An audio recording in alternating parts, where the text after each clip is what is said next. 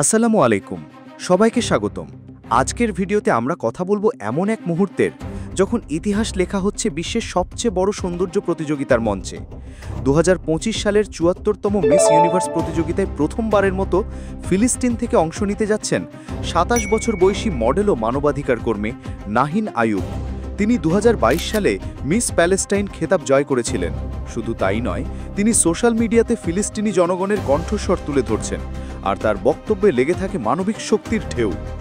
এই অংশগ্রহণ এমন এক সময় ঘটছে যখন গাজায় ইসরায়েলি হামলার কারণে আন্তর্জাতিক বিতর্ক তুঙ্গে। 2023 সালের অক্টোবর থেকে শুরু হওয়া সংঘর্ষে এখন পর্যন্ত ৬২,০০০-এরও বেশি ফিলিস্তিনি নিহত হয়েছেন, যাদের বেশিরভাগই নারী ও শিশু।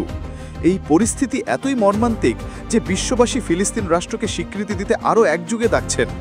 এখন পর্যন্ত ১৪৫টিরও বেশি দেশ ফিলিস্তিনকে রাষ্ট্র হিসেবে স্বীকৃতি দেওয়ার আহ্বান জানিয়েছে। এই বাস্তবতার মাঝেই নাহিন আইয়ুব দাঁড়াচ্ছেন শুধু একটি প্রতিযোগী হিসেবে নয়, বরং একটি আশার আলো হিসেবে।